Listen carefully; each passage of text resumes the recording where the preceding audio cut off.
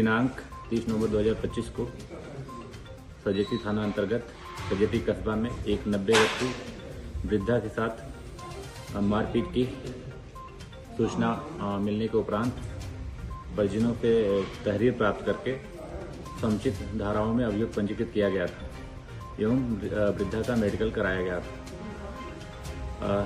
कल शाम में वृद्धा की दुखद मृत्यु हो गई है। चूँकि परिजनों द्वारा ये आरोप लगाया गया था कि उसके द्वारा अभद्रता और उसके मारपीट से उसकी मौत हुई है, तो समुचित धाराओं की वृद्धि करते हुए जो अभियुक्त है उसको गिरफ्तार करके जेल भेज दिया गया है एवं अग्रिम वैधानिक कार्रवाई संपादित की जा रही है।